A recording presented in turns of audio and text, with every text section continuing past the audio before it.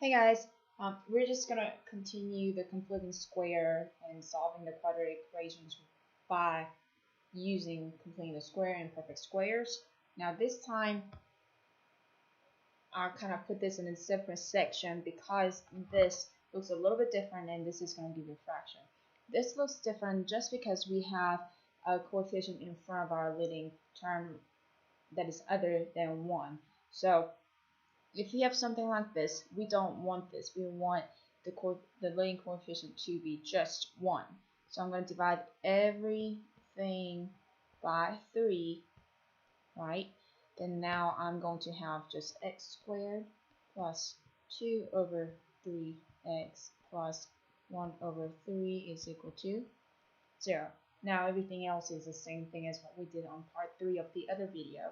I'm just going to move 1 over 3 to the other side by subtracting it, right? So I'm going to get x squared plus 2 over 3x is equal to negative 1 over 3. Now I'm going to use this little space over here as a scratch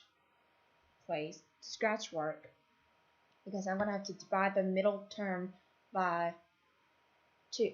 So I'm going to divide 2 over 3 by 2, or this is the same thing as doing 2 over 3 times 1 over 2. Remember that keep change flip, so I ended up getting 2 over 6 or 1 over 3.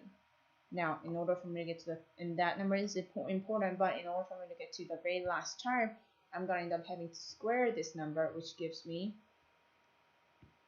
1 over 9. So I'm going to add 1 over 9 to both sides.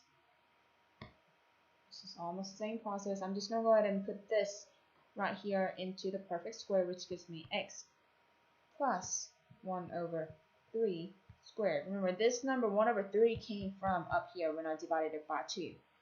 That is equal to, I'm gonna go ahead and add this 2 right here, which we need to find the common denominator.